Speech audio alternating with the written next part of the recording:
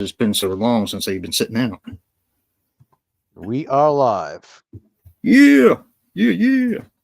It is time for the 2023 horror ranking.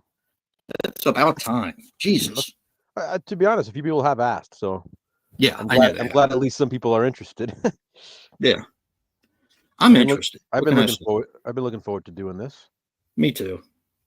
We've been talking about it since November. 2022? No, Yeah. really. I had a lot of fun doing the 2022 one, so. Hell yeah. Me too. And then we get I'm gonna get started around another strong year of horror, so. quarter of? Yeah, definitely. Yeah, we'll see what the crowd's like. We'll shoot for quarter of or so. What up, Texas Horror? How you doing, buddy? Hey, thank you for joining us. Yeah.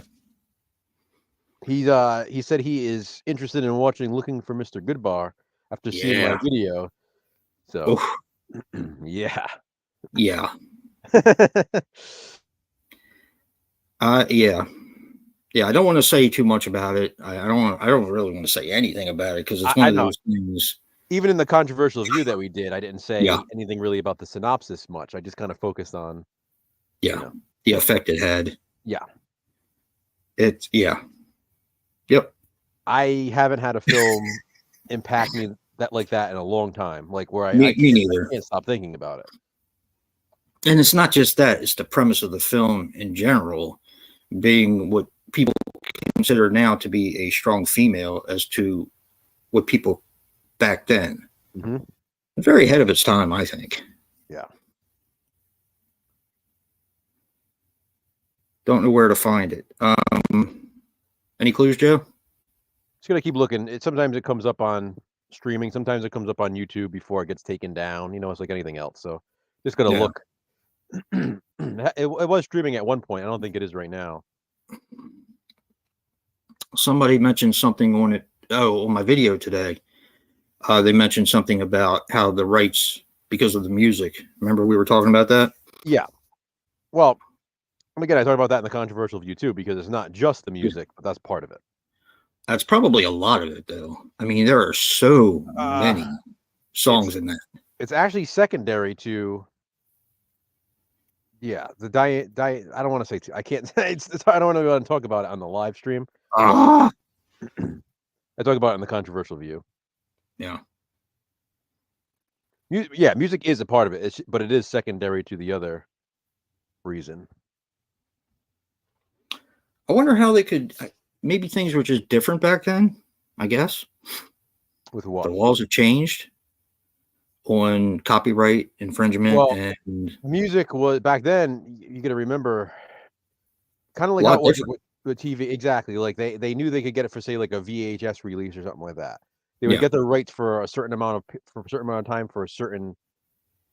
Even things, even down to VHS and CED and Laserdisc being analog. Yeah. They don't necessarily have the digital licensing for the music. Right. And as soon as you put it on DVD and Blu-ray, now you have a digital release, and that changes things. Yeah. Goody. So again, back then you didn't have to worry about that. Yeah. It's just funny. Like I said, CED was the only time I've ever seen. I mean, it was for rent, where we used to rent CEDs. Yeah. They were, I mean, relatively speaking, they were always kind of expensive. I mean, look how much VHSs were back then to buy them. Mm-hmm. CEDs were big too. That's why. I mean, we had a collection, but we didn't have a huge collection. We had maybe 50 titles, and I mean that's a lot. Yeah. The Begotten did get a DVD release. Honestly, it's really, really expensive for the official one, but it's one of those movies that there are a lot of bootlegs and convention copies at local conventions and stuff like that. So you're better off just getting one of those, to be honest. Yeah, definitely. It's one of those films that sort of got famous because of the convention market. Yeah, that's probably going to go away too, I'm sure. Yeah. Yeah, Begotten is another one that's I think about a lot. Me too. Looking for Mr. Goodbar. then Begotten for like the two things we've watched this year that have really, really stuck with me. But Good Bar, I can put on. Good Bar's a long movie. I can put it on right now and like just be mesmerized all over again. Me too. Me too. As a matter of fact, I think I kept it down here just because I want to continue to watch it. Yeah. Because I'm ready to go again. I don't know about you. Oh, absolutely. Yeah. It's man. Man, did it go by quick. I didn't want it to be over. I didn't either. And for us, we're two people who are like, we see run times, and we're like, oh, Okay. Well, okay. So we need to watch because we're doing the I Spit on Your Grave franchise. So we have to watch the last one, which is I Spit on Your Grave Deja Vu, which is like 2.5 hours long. Yeah. And we're dreading it. We really are. Yeah. Man, the movie was good though. Whew. The last one we watched, good Lord. The Day the Clown Cried. That's the one you're gonna have an issue with. Yeah. That one's nearly impossible now to find any version that even represents a movie. Good freaking thing we did it when we did. Yep. I mean, I told you for years, and I'm not even exaggerating, years, I would search for years. Yeah. For the most completed version that had ever been made available. And I mean, it would literally go up online and be taken down minutes later. Like, for some reason, this is one of those, it's like they have a lock and key on, it's under lock and key. And it was just right time, right place at the right time. And remember I told you, it was like literally an hour later, I looked and it was gone. Yeah.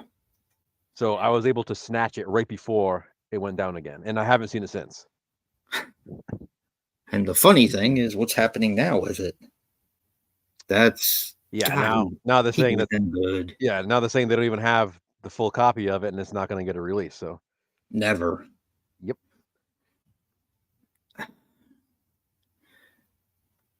Jerry Lewis gave it to them in the ass. He did. To feel that strongly about something that you did, does it make me feel guilty that we did it? No. But at the same time, I understand because he had a reputation as being an entertainer, and yeah, I don't know. We should look for another documentary probably to be out pretty soon. I would imagine. I wouldn't be surprised. Yeah. Yeah. Because it's not going to happen. I mean, you and I thinking that we're going to be able to see an entirety of this film maybe this year, poof, gone. Yeah, I mean, that's exactly, at least we got what we got. Yeah. The thing is, now nobody's going to be able to see it. Yeah. Kind of a shame. Kind of a shame, but I get it. I do get it. Definitely glad we did it. I'm definitely glad we did it when we did. Yeah. Yeah. People are still curious about it and still checking out the videos and stuff. So, at least we gave them good information, and they have a little bit more to go off of. And that's what I'm excited for Good Bar now too, because I know it's next month, but I'm hyped for that video to go live because I want to be able to share more about that one. Yeah. Man, what a movie. Whew. Hey, Rob, how's it going? Hey, Rob. Now I want to turn off the stream and go watch Mr. Goodbar. Yeah. Rob, how are your part twos going for Franchise Frenzy? Now that it's officially February. Yeah, officially February. Groundhog did not see his shadow today, early spring.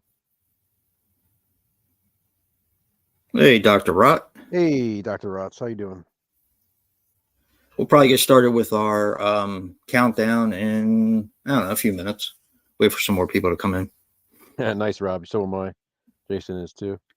Yeah. Done with part 2. Hell yeah. I'm working on part 3 now. Yep. Yeah.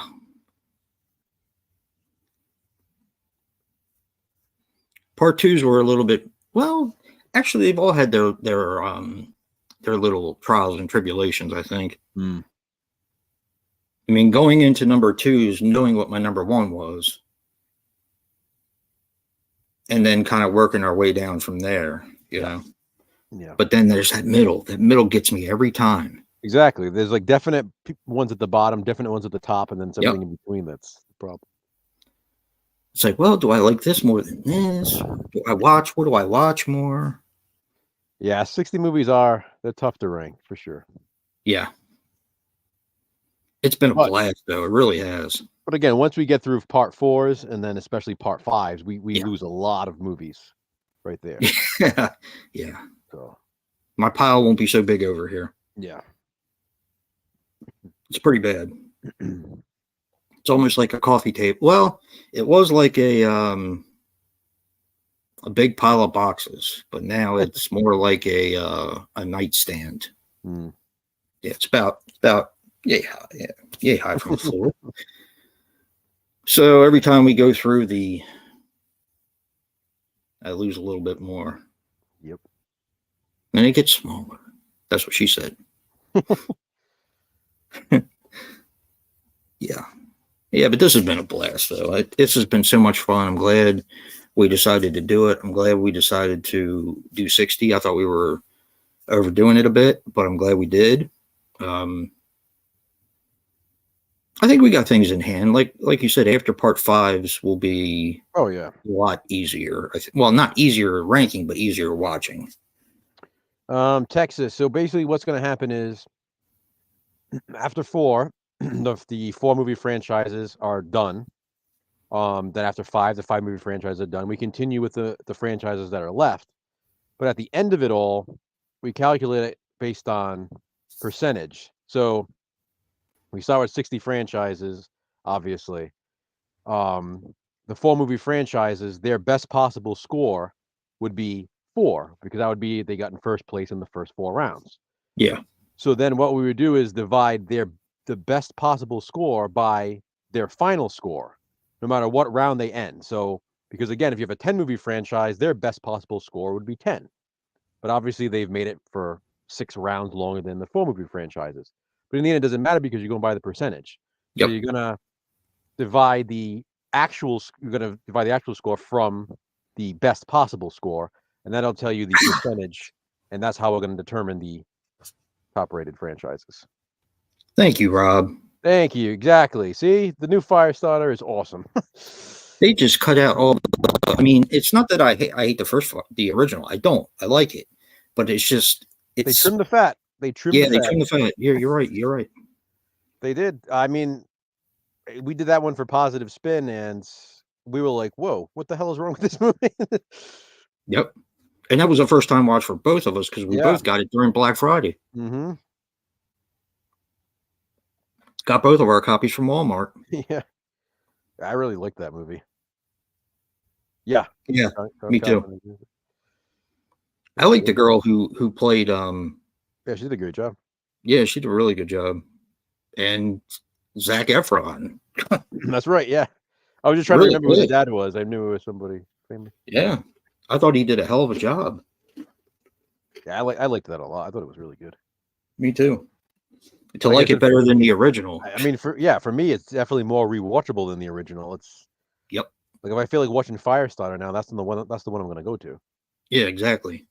And I've been kind of thinking about it lately, because sometimes I'll go through our videos to see what we've done and what we haven't done. Yeah. Because we've been doing Positive Spin now for quite a while. Yeah. So, and we were going through them last night to figure out which ones to do next. We still have a huge pile, and we're still adding to it. So, oh yeah, we have a lot. A lot. I mean, we have, like, no joke, we still have like years worth of positive spins, because I mean, that's the one good thing about people hating everything. It gives us plenty to work with. Yeah. But yeah, we still have a lot to get to. And I mean, that's just horror. I mean, we know, because obviously we do non-horror as well. Yep. And I feel like, our minds obviously always go to horror.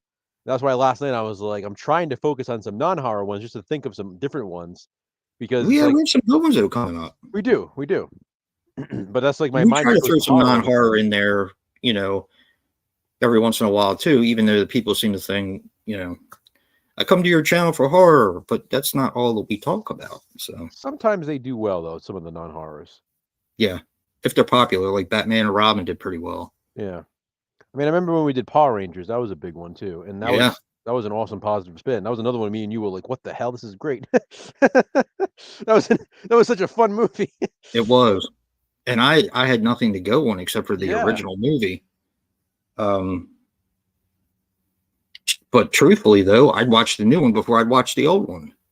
I mean, I know Oh, you have a lot of nostalgia for yeah, it, but I but prefer the new one too. I yeah, like how it was done. done Yeah. so well. Hell yeah, Rob. We watched Thanksgiving the other night because well, I picked it up on Tuesday morning and Jason got his copy on Wednesday. So Yep. we watched it Wednesday night again. It's a Yeah. great slasher. Hell yeah. So nice seeing a slasher in the movie theater. It just gives me that 80s feel again to go back to the movies and see a slasher movie. That's how I feel when I go see the Scream movies because I've seen all of them in this theater, so it just Yeah. brings me back to like watching the first one in in '96, and I love that. Yeah. I don't think there's one. Is there one that I've seen all of them? I started with number 5 with Friday the 13th, number 4 with Halloween. So I don't know if there is. I've seen all the Star Wars movies in the I was gonna theater. say you've seen all the Star Wars.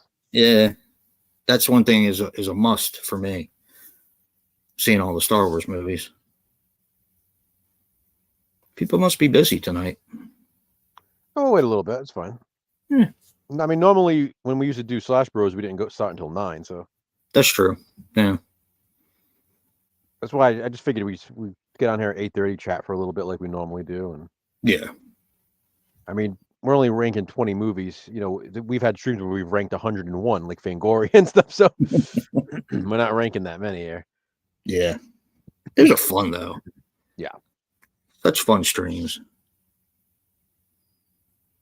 I like to do that because it forces you to think. I mean, now we're doing those franchise rankings, which is, you think it's hard to rank a franchise, but then when you rank other franchises against other franchises, that's where it really gets hard.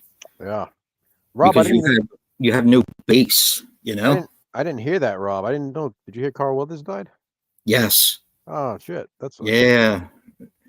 He's been in all those commercials with Gronk. I was gonna say, yeah. He's been in the 76. That's like terrible. That was my childhood then. Damn. I used to watch the Rocky films all the time. Yeah. Happy Gilmore. Yes. Predator. Action Jackson. Yep. It's a reason why I own that film. Well, that and Vanity, But. Yeah, I like doing the rankings too, though.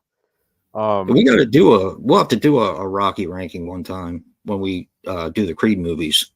Yeah, I just need to get Creed 3. Yeah, so do I. Yeah, the last one I need. Yep. I haven't been as up on the Creed movies. Like Rocky, it was like automatic. Yeah, right away I'd grab him, exactly. Yep. And I know he's in it, but Creed 3, it's like one of those things where when I find it cheap enough, I'll grab it. I mean, obviously, if I saw it somewhere, I'm going to grab it. It's just I feel like it hasn't really dropped that much in price yet. So eventually, you'll find it at Walmart for $5, $10 bargain bin. Yeah, exactly. Yeah. So I'll grab it when it's done. Down to that. Hell yeah, definitely, Rob. Like I said, I tell Joe because we kind of didn't know we had that in common because we talk horror a lot. But I was telling him how every day before I go to school, and this was in CED video discs in that era, I used to watch Rocky 3, the training montage before I go to school every day because I have problems. That was when Rocky 3 was a radio broadcast. They didn't have TV back then. Dick. Yep. Radio broadcast. Yep. I fell in love with those movies, and even now when they come on TV, I watch them. How many times have you contacted me and I'm watching them on TV? I had the same thing. They come on TV, I'm watching them. It's like the Rocky movies, the Godfather movies. There's certain movies that you just keep on when they're on. Yep. Yeah. No matter how many times I've seen them. Yeah, I love doing the rankings. Yeah, they're fun. I like doing Yeah, the we'll list. definitely I have mean, to do that. Rob, me and him have talked about this. He loves doing like things that we do, like these like franchise frenzy or like things with lists, like challenges. Yes, And that's why like the Bravo. Like I love doing the Bravo challenge, the scares me movie too. moment, and the one that we have planned for after Bravo, which I don't want to spoil right now, but I'm super excited for that. Like Yeah. I cannot wait to start that one. Yep. And Put ourselves in a hole over that one. I know, but I'm just like I cannot wait to start it. Yeah, me too. Well, that's how you and I have been with everything. Like Fangoria, we were like, yeah, we can't wait. And then we were like 3/4 of the way through Fangoria, and you're like, we can't wait for Turn the Island now. And then just I just love doing it. Uh And Texas, that's how it was in the original trailer, in the Grindhouse trailer. what's that? The trampoline kill. Oh Gets her in yeah, the crotch. yeah. Oh, and she was topless though, She's topless in it, yeah. because I had to go back and rewatch that because I hadn't seen it in so long. Hmm. I should probably watch those more because I really do like Planet Terror and Death Proof. Death Proof. Yeah, I do like them. Do you have the Blu-ray that has the whole thing together? I don't. I've seen it around. I probably should pick it up. Yeah, because it has the trailers and all that on there. It's cool. I think the DVDs do as well, but But they I'm just saying, don't have them all together. yeah, I'm saying like the way, yeah, it's like the way that it was shown in theaters. It's cool. Yeah, It's like the first movie, the trailers, and then the second movie. it's kind of why I like those the ones that Code Red were putting out for a while, the drive-in double features. Yeah, Vinegar Syndrome did that too. Yeah, yeah. Because I have the Savage Water one that was remember Yes. that they was discontinued before they put it out. Someday, maybe I'll find a copy of it someday. They Diabolic DVD found a box of them earlier. Was it today or yesterday? They sold out in like an hour. But they were also $50 a piece. But That's not bad at all. They sold out like that.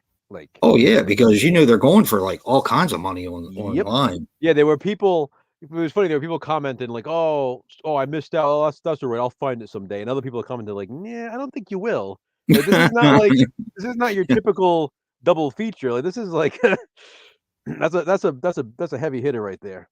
Haunted Ween was the same thing. Yeah, they put that out. I jumped on that. Luckily, I got a copy, but I still have the copy from you. yeah,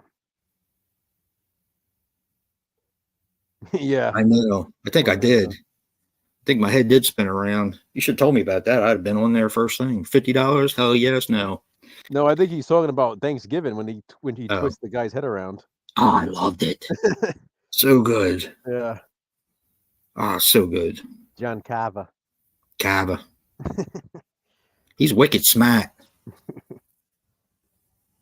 I heard somebody say that I heard it today on General Hospital. Oh yeah. But they didn't use that accent though. But that's the only thing I think of. Man, he's wicked smart. John Cava. Starting to come out of me, Joe. John Cava. I'll change my voice so Aaron doesn't think I'm a hillbilly. I can't wait for Thanksgiving too now. Oh God. Apparently there were leftovers. Yeah, I think he might have been the one. Can you imagine all the makeup they're going to do on him now? God, it's going to be so awesome. Unless it's not him, but they kind of lead you to believe that it's him. Oh, it's him. It's him. Yeah. It's the real John Cava. John Cava. That movie's awesome. I got it, and I was so happy to see the package out front. I was like, yes. Well, I remember I was so excited to go that morning, and I was like, oh, when I take Jay to work, I'll stop and go. I woke up early, and I was like, I'm going now. Like before I even had and instead of going while I was already out and just stopping at Walmart, I was like, screw this. I mean, Walmart's right up the street, so I was like, I'm going. So I went up there, and then I'm like, I hope they have it out already because sometimes they put it out later in the day. And I'm walking through, and I'm like, I'm kind of cutting. I felt like Cool Duder when he films his videos, his shopping videos. I'm like, here we go. I'm cutting through the clothing racks, like trying to peek, see if, and I was like, there it was. There was like the light shining down, like, like I see it. Remember when it used to be like that every week, though? Oh my God! Come on, I miss it. But that's why I wanted to go for this one because that was one I'm really excited for. So oh, it was just great to be able to pull it off the shelf and be like, oh, I got it. And then I had to wait, like 30 hours to watch it with you because Yeah. You did. 36 hours later. Yeah. Mm. And that was when I only watched once when I watched the screener when it came out, and Yeah. I never watched it again. So I was super excited to, like, I purposely waited for the Blu-ray release because I was so excited to watch it again. I liked it so much I wanted to go in the theaters to see it again. Yeah. But I didn't. But we'll see where it ranks tonight on our ranking. Chances are it's going to be pretty high. Dead Maybe. last. Dead last. 2023 was another strong year for horror. I mean, oh my God. I'm so thankful. 2022 still has the edge just because of a few movies, but 2023 is not far behind.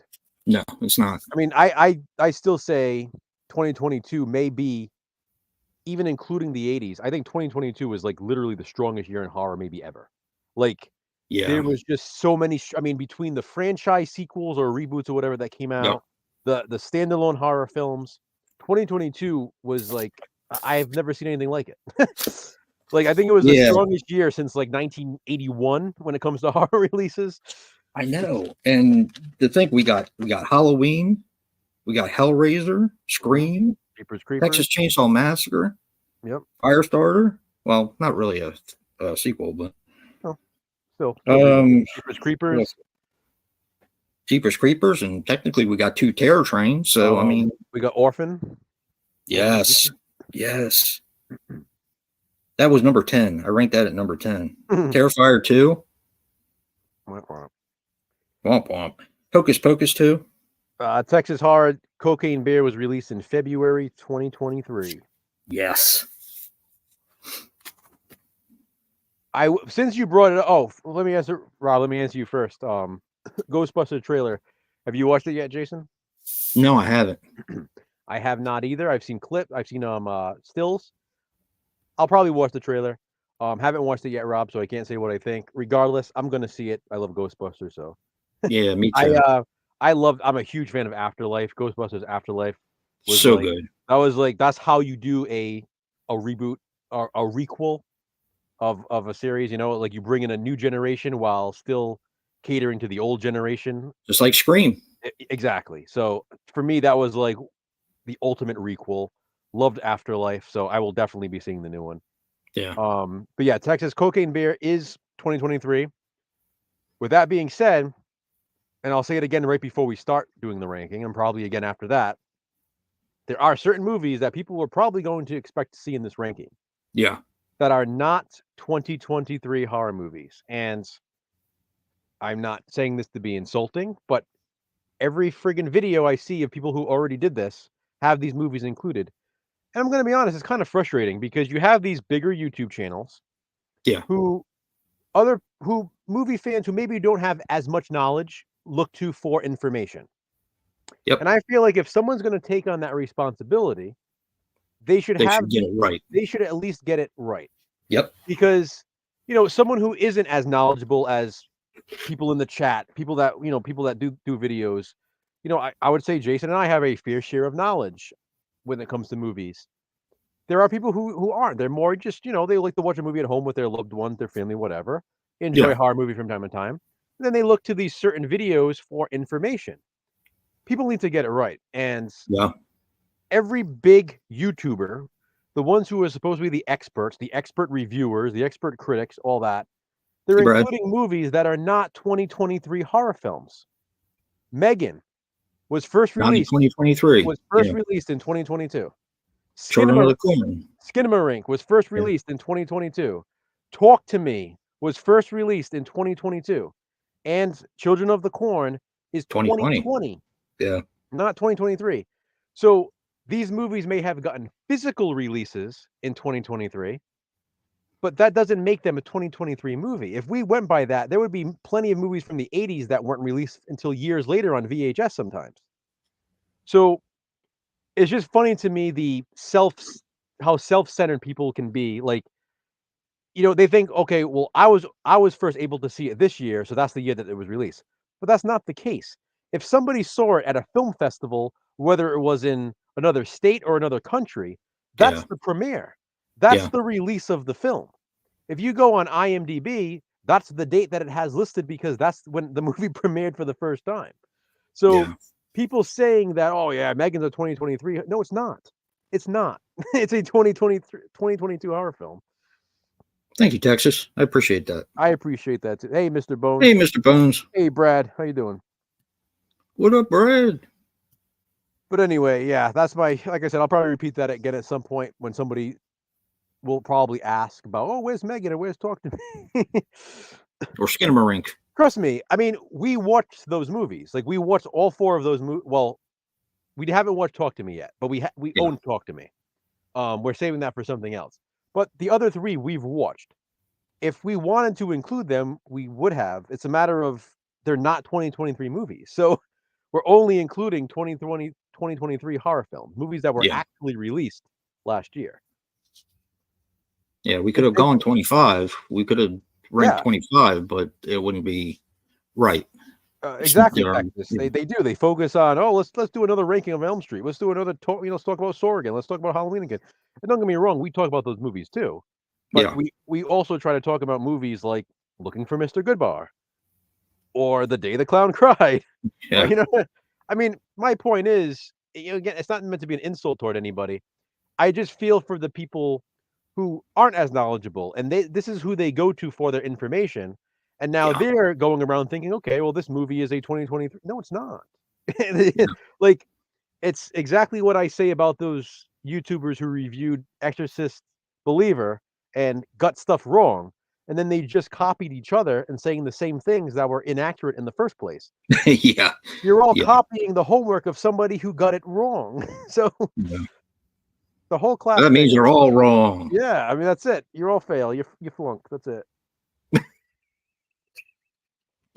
You failed. That's it. Nobody's perfect. I'm sure, we make mistakes as well. Hey, but we do our best. I thought Children of the Corn was 2023, but you educated me, and then I looked it up. Brad, there's always somebody. Go check again, pal. It does not. Click on release date, and you will see it was first released in 2022.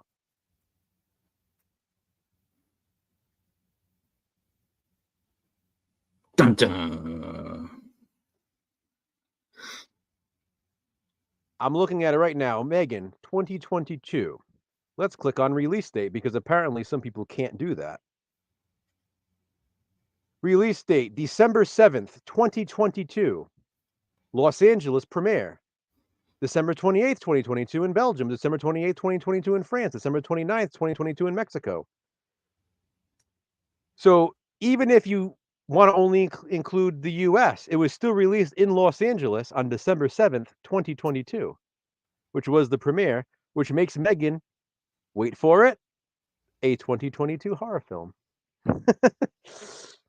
2022. Brad, you have to click on it where it says release date. You can't just look at the fucking thing. Looking right at it, so am I. Shall we all pull up IMDb and prove Brad wrong right here, since he seems to know better than the guys discussing this? No, I know it's 2022. I don't need to pull it up. I'm looking at it right here. December 7th, 2022. You don't even have to click on it. You can just look at Megan's main page and it says 2022 right underneath it. Yeah, unfortunately, a lot of the other websites, they get it wrong. Because I said the same thing to Joe. Are we going to include Megan? And he said, no, it's 2022. I said, okay. So I went and did some research, and it is 2022. Like under details, it says release date January 6th. That's what Brad's looking at. But you have to click on that to show the actual premiere. Because then the premiere has 2022. And like I said, even regardless, underneath the title, it says 2022. Yeah. Yeah. Yeah. Exactly. Yeah. Rob also says 2022 on Wiki. I mean, Wiki you can't always go by either, but Wiki actually has it right in this case because it was. But I've talked about it before. I remember I had this issue in the past with Psycho Goreman. Someone argued with me about Psycho Goreman's release date at the time. Yeah. And it was the same thing because it premiered on Shudder that year. It doesn't mean that was the premiere of the movie. It premiered the year before. It just happened to get distribution that year. Children of the Corn, the new one, distribution. Yep. It's 2020. It's a 2020 movie, so it's not even close. Yeah, and that Sugar got distribution on that too. Exactly, but because Shudder got it distribution in 2023, for some reason everybody considers it to be a 2023 film. And my point is, if people are going to include it in their rankings, I mean, it's not right. It's just inaccurate. I mean, I don't know. It's a pet peeve of mine. It just frustrates me when people do that in their videos. Yeah. Like I said, I mean, look at Franchise Frenzy. I want to include as much as possible. If we could include Skinamarink and Megan in those movies, we absolutely would. They just don't fit the criteria, which is being released last year. Yeah, we could have gotten an extra 5 out of it there. Yeah. Hey, Hobbs. What up, Hobbs? All right, you want to start? You want to start the ranking now? It's got 9. Who's fighting? Oh, no one's fighting. We're all just busting balls. 2022 is the year Megan was released. That's all I'm saying. That's all I was saying. Talk to Me's another one. And Skinamarink, all 2022. Children of the Corn was 2020. So you won't see those 4 movies on this list, despite them being sort of popular ones that people think are 2023. Yeah. All right. So we are ranking 20 horror movies released in 2023. What? Did you say that? I gave myself hearts. Oh no. I didn't know you could do that. All right. Yeah. So we picked 20 movies. We obviously watched them all to do our ranking. We could have done more, but we stuck with 20. Keep it simple. Of course, they're all movies that we own physically. We always do that. Just our rule, you know that. So another one that is a 2023 horror movie that you won't see that's kind of a popular one is When Evil Lurks. Neither of us have seen it yet. I know it's a pretty popular one. People seem to really love it, but it's not getting a physical release until March. So that's one I'm definitely curious about, but we haven't seen it yet, so it won't be on the ranking. All right. So what do you got for number 20, last place? What is your least favorite horror movie of 2023? My least favorite horror movie, and the only movie that I don't like that I saw in 2023, that came out in 2023, refer to that again, is Evil Dead Rise. And mine would be the same. Yeah. Just didn't like this one. Yeah. If you joined me in the last stream, if you joined us on the last stream, then you know my reasons. Huge Evil Dead fan, love the franchise. Yeah. Do not like that film. It is. I'm not as big a fan of the Evil Dead as you are, and I still didn't like it. It's like you said, it's the one on the list that I genuinely do not like. It's not even like my least favorite, like something has to be last. I don't like the film. It's last place. And by the way, I've seen it now three times. We just watched it, 2 days ago? 3 days ago? Again, just to make sure, just to be sure, because we do give things plenty of chances. And I've liked it less and less each time I've watched it. Physical media matters. Damn right, Hobbs. It does. Damn right, Mr. Bones. All right. What do you got? Yeah, and I know I say that a lot. I know Joe says that a lot on his videos and stuff like that. But the reason why we do that is because it's really important. And I know you guys joined us for our last Physical Media Matters stream. We're going to be doing one every month. Yep. And, we're going to have people on here and there. So, it's important. We already have our guests lined up for next month. Next month, Physical Media Matters stream. So, yeah. So, all right. Number 19. What do you got? Number 19. Now, this is where I like everything else. Yeah, me too. So, with the way I rank things, again, a lot of it has to do with rewatchability. What am I going to watch more? What am I not going to watch more? Maybe because of runtime and stuff like that. Unfortunately, this movie blew me away when I first watched it. And then me too. I watched it again with you. You already know what I'm talking about, I think. I watched it again with you, and hey, Roy.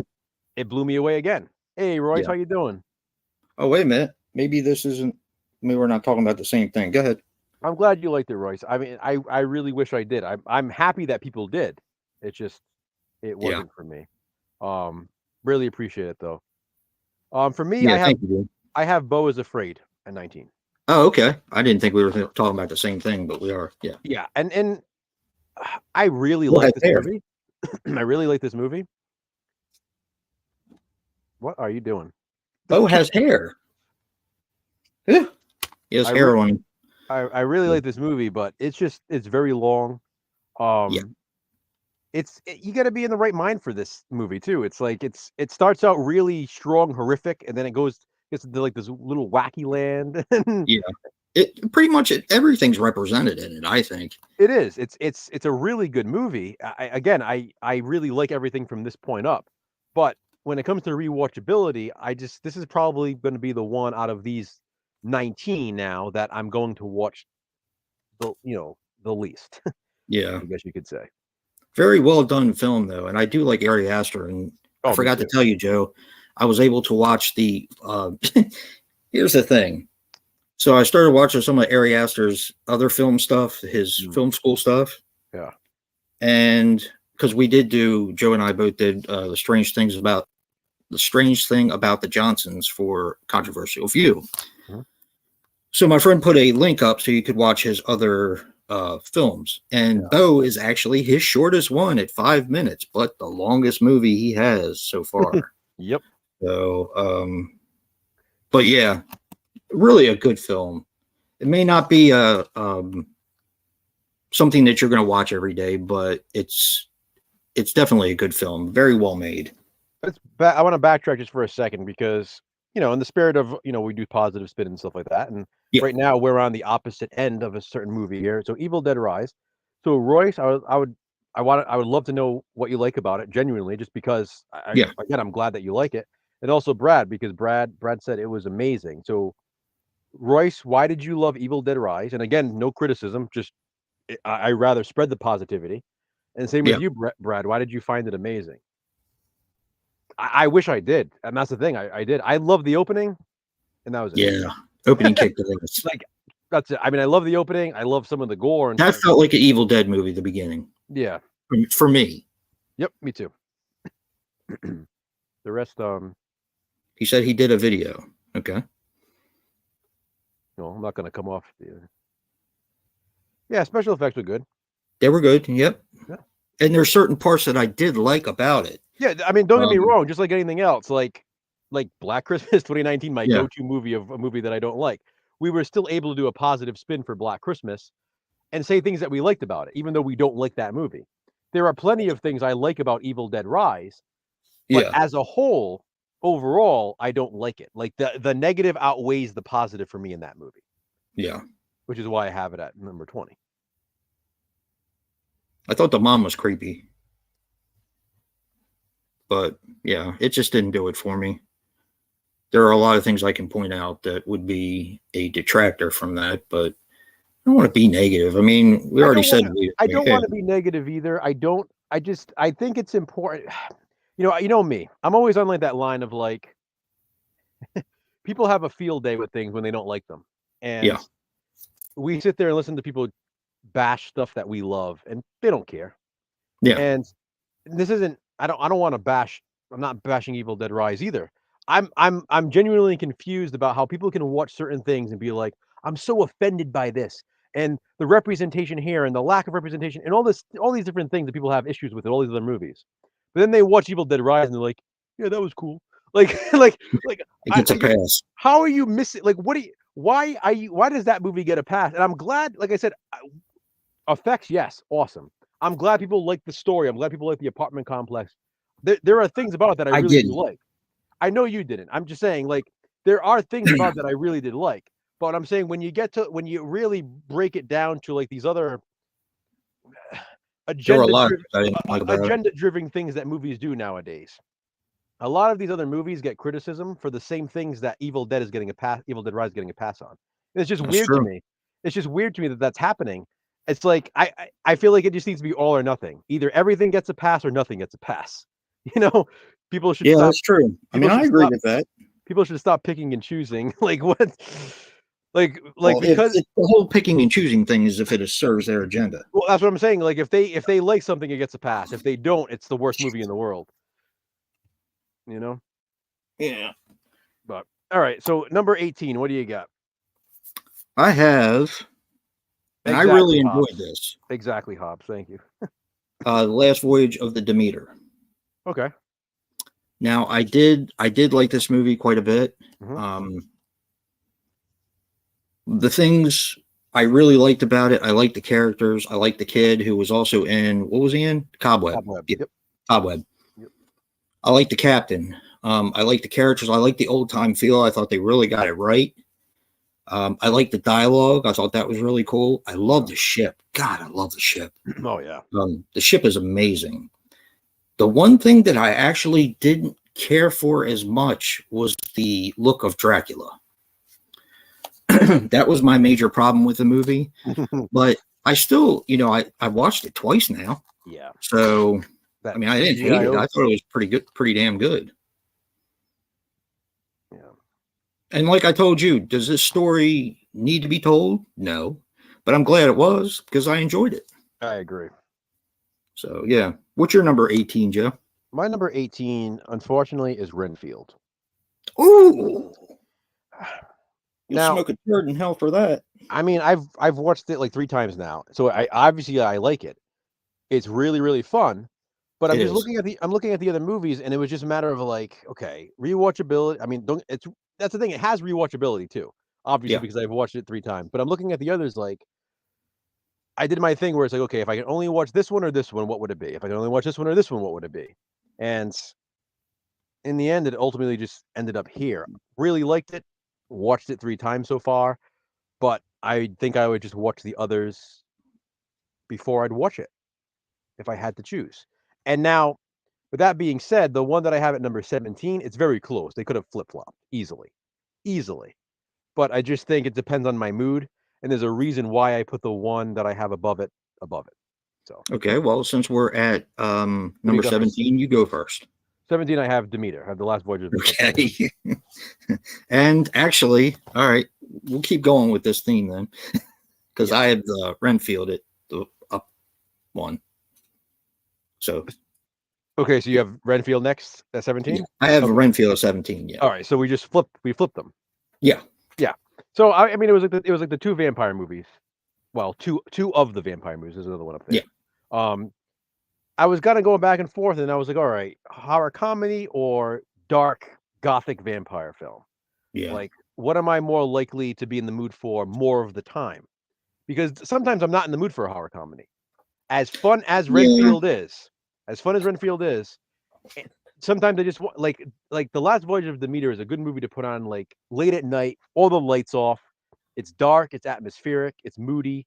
I don't know. Like I said, I can really go back and forth with either of them. They could have swapped places, but it was just my mindset when I was finalizing the list. I put Demeter above Renfield. So, of course, my number 17 is Renfield, and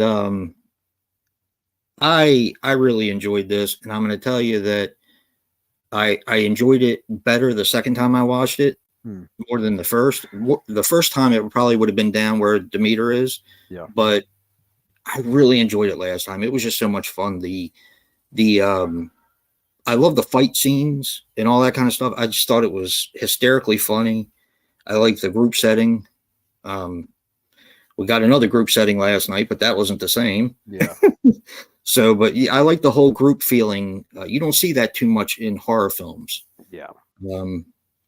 Yeah, and Nicolas Cage was one hell of a Dracula. He was a lot of fun. Oh, he was awesome. And I think one of my favorite parts, and I knew that Brad pointed this out in his video, and I pointed it out when we were watching it, and you did too, is when they redid the old classic Dracula parts in black and white. Oh my God, I loved it. It was so much fun. Love that. I just thought it was so classy to do something like that. Yeah, that was really cool. Yeah. So I don't know. Like I said, it would have been lower, but I watched it last time and I had a blast with it. I really did. Yeah. See, that's the part that I find funny, Brad. That's what I was saying. It's like people find agendas in every other film, and then with that one, for some reason, everybody's like, "Oh, I don't see it." Like, really? Like, it was the most obvious thing in the world to me when I watched that movie. Like, more so than any. And this is coming from a guy who, like Jason talked about in our last stream, Elm Street 2. All my life, I watched Elm Street 2 and never saw it as like the gay Elm Street film that everybody saw it as, like, And it's like, Yeah, meanwhile, I put in Evil Dead Rise. The first time I watched it, 10 minutes into the movie, I was like, okay, I see what they're doing here. And yeah, it's funny how people can point out the most nitpickiest things about every film. But then with Evil Dead Rise, they're like, ooh, blood and gore. I don't see anything. It's like watching Terrifier 2 all over again. Like, ooh, yeah, blood and gore. I don't see all the faults in this film. Like, it's just crazy. yeah, So that was Renfield was what, 17 for you? yeah. All right. So what do you got What do you for have for number 16? 16? All right. So 16, I have Cocaine Bear. Wow. All right. And the reason why, like I said, the reason why I put Demeter where I did is because I wanted to separate the two kind of big horror comedies. Okay. So I had, because if not, I would have had Demeter, Renfield, then Cocaine Bear. Like, I don't know. It was like kind of like the deciding factor because I really was going back and forth with those two. So Cocaine Bear's here. Another one, extremely rewatchable. Like, this movie is so much fun. I love it. I had a complete blast. Like, I was expecting to like it, but not as much. Especially that first time we watched it, and then we ended up watching. Wasn't either. Then we watched it a second time. Yeah, I liked it more the second time, and I loved it the first time. Brad, I'm not saying you're wrong for liking it, but this is the Oh, same boy. shit. This is the same shit we get when we like stuff. So Alrighty then. Terrifier 2, I'm glad you thought it was amazing, but it wasn't. Anyway. What the fuck? Huh. Some scratches on my steelbook. All right. You want to say anything else about Cocaine Bear? Cocaine Bear, no, I think that summarizes it. I mean, I think it is what it is. Like, when you think of fun film, I mean, it's Cocaine Bear. It's just a blast.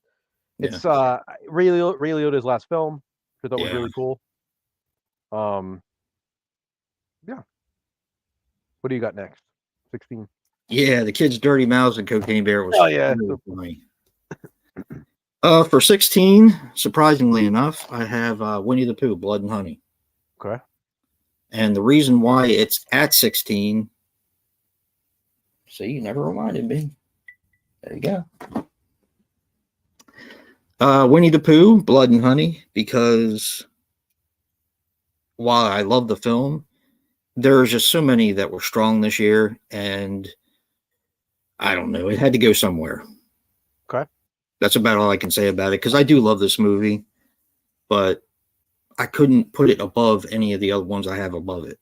Okay. So, damn, that's nice. That's a nice back. I don't even think I've ever looked at the back. Really? Yeah, I don't think I ever have. All right, so that's 16. What do you got at 15, Joe? At 15, I have. This dropped a lot because this was super high for me at one point. Okay. Knock at the Cabin. Really? Wow. Yeah. It was just a matter of like watching all these other movies again and like, okay, again, what am I going to watch more? And unfortunately, with a movie like Knock at the Cabin, once you see the twist or the ending and the reveal, it's like, okay, like most other movies with big twists, it loses a little bit of luster because the first time you watch a movie like this, you're like, okay, how is this going to end? Like, where are they going to go with it? Yeah. And then, admittedly, I mean, it really blew me away the first time I watched it. I was like, damn, this is awesome. And then I watched it a couple times since then. I think I watched this one 3 times as well. And, but, once you know how it ends, it's like, okay, it loses a little bit of that mystery element. So for me, that affects the rewatchability because not that it's a movie that I'm not going to rewatch. It's just the others have more of a rewatchability where it's just mindless entertainment, Who is your number 1? That's cool. Really? That's cool. I haven't. We're actually not that far away on this. Okay. We're not that far away. All right. What do you got for 15? For 15, I have actually thought we were going to be a little closer on this one, but we're not. I can't fucking find it. I have. That's not it. I had The Pope's Exorcist. Here it is. Okay. At number 15. This one fell a lot for me, but I love it. For some reason, I think Russell Crowe has been killing it lately with he was awesome. And The Pope's Exorcist. And when we were talking about it afterwards, and you told me that he had a video with the actual real exorcist, and was it William Friedkin? Yeah, it did make me want to see that documentary, and I'll see it eventually. But this movie was just so much fun. It's like a buddy cop movie meets The Exorcist, I guess. Pretty much. And while the I did, Brad. the CGI was a little wonky, but I really enjoyed it. I just thought it was a fun movie. Yeah. So that's my number 15. I'm pretty sure I commented on it, Brad. I watched it. I think I even commented on the video. I was happy that Pooh is your number one. I thought that was pretty cool. What do you got for 14? For 14, just keep it going here. I got a Knock at the Cabin, so we weren't that far. That's why I said I had a feeling. Yeah. I thought this movie was incredible, and I'm happy. I'm happy because I like M. Night Shyamalan. I'm a fan of his work. Mm-hmm. And even though most people choose to kind of shit on his stuff, I really like his films, and I'm glad this was another really big one for me. I didn't like it as much as old, but we're not really comparing his movies. We're not, exactly. I did like it a lot more than a lot of the other films I saw this year. So that's kind of just where it fell. Yeah, but the big twist at the end, you're right. It does lose a little bit of luster when you watch it the second time, because it's that build up of trying to figure out, like you said, where he's going with the film. Mm-hmm. But man, that twist is badass. It is. And I also want to say, I forgot to say, but I think Dave Bautista was freaking awesome in it. Yes. He was. Yes, he was. Good. So yeah, Knock the Cabin, number 14. What do you got at number 14, Joe? Number 14, I have The Pope's Exorcist. Yeah, I kept it out. Man, I love this. This was great. Yes, it was. This is another one I was not expecting to be as good as it was. And with that being said, this is the one that I wanted to see, because I kept seeing people talk about how surprised they were about how much they liked it. Yeah. This was like one of those movies where people were like, wow, I didn't expect this to be as good. So I kept seeing reviews of people saying that. So I was like, I got to check this out. Yeah. And then you said you had picked it up. I was like, I got to get this movie.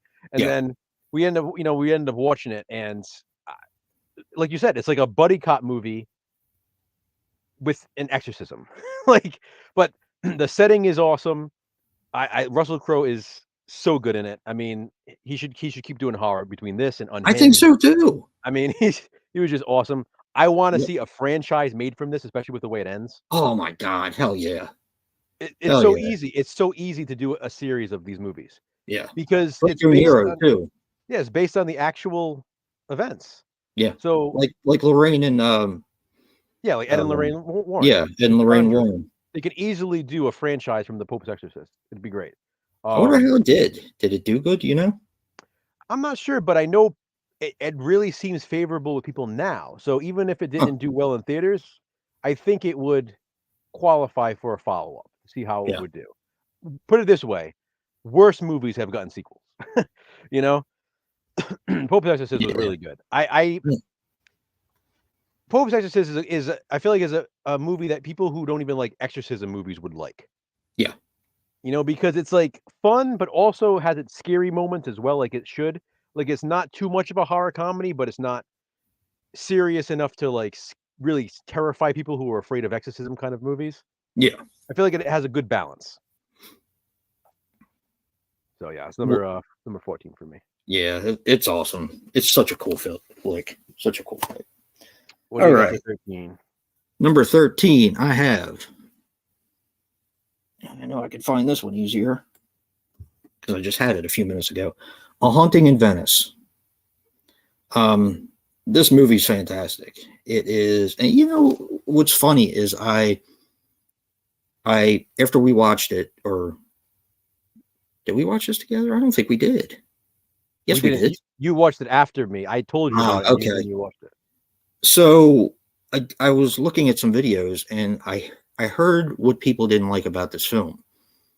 Since this is the Poirot movie, Poirot, I think it's Hercule. Yeah.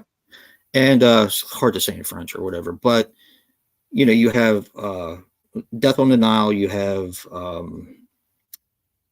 the train movie. Can't think of what it's called now, but this is the third one. Murder on the Orient Express. Murder on the Orient Express.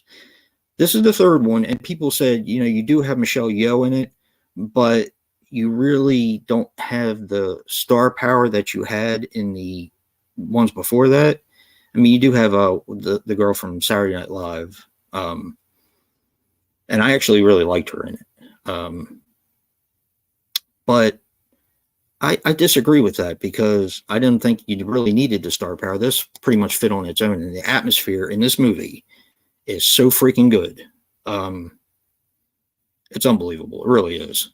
Great movie if you like mysteries, and this is an actual horror movie. So yeah, check this one out.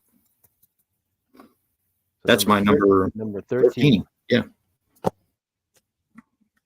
What's your number 13? My number 13 is Five Nights at Freddy's. Really? Wow. I moved it down a little bit because, again, just looking at things, mainly it moved down because certain other movies moved up. So it wasn't a matter of it wasn't a matter of like moving this one down. It was just more a matter of moving certain other movies up. Yeah. This is another one. I mean, I don't think we were really expecting this one to be as good as it was. Nope. But what it did it for me with this one is I wasn't expecting it to be as dark as it was. Yes. Like, once the reveal happens, it's one of those reveals where adults will see what's really happening, whereas kids won't see the full picture, which is fine because they shouldn't. You know what I mean? Because of the But it's a lot darker and deeper than it looks, and I like that it has that depth. I like that they found a way to include that element without putting it in your face. Too dark, huh? Actually, it surprised me that it was this dark. I mean, I am not familiar with the games as Joe is. I'm not that familiar. And he's not that familiar with them either. But I don't know. I don't know. We haven't even gotten to it for me yet, but we're not that far apart. Not that far apart. Yeah. But I'm glad it was dark. I'm glad they went there myself. So what do you got for number 12? Number 12, I have Pet Sematary Bloodlines. Wow, I'm surprised this is this low for you. I was surprised it was this low for me. I'm really surprised. I thought you were going to have it higher than this. I really like this movie. I think if you're going to do a prequel, I think this is the way to do it, because you can see it. I remember Brad saying that he didn't really particularly care for the remake on my video when I reviewed this.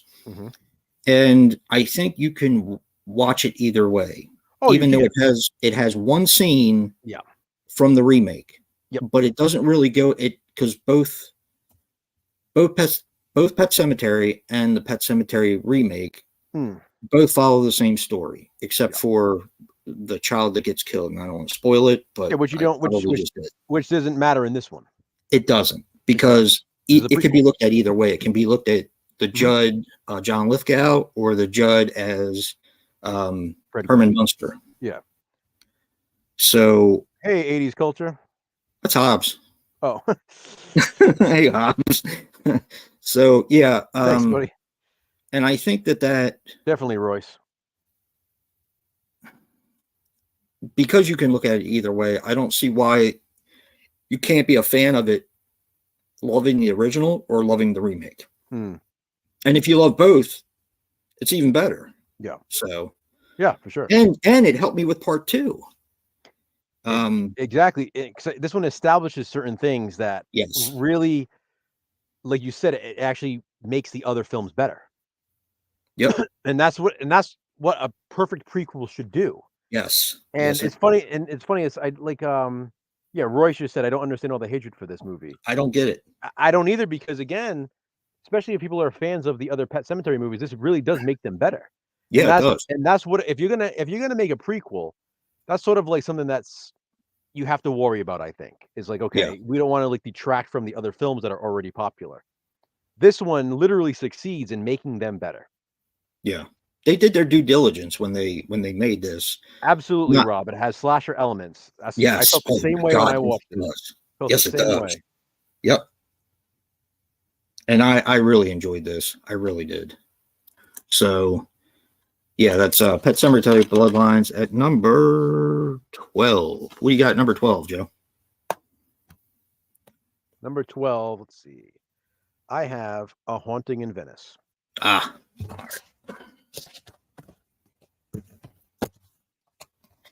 Now, God, this movie's so good. this is a movie where I guarantee if I watched it again, I might be like, you know what, I might have to move up a few spots because it's that good.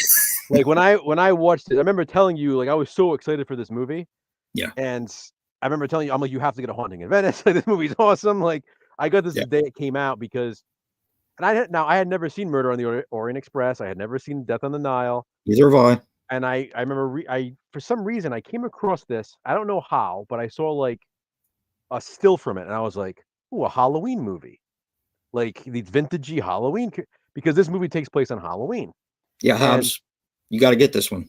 Oh, for sure. And I was like, that has a great Halloween atmosphere just from the pictures. I need to see this movie. Yep.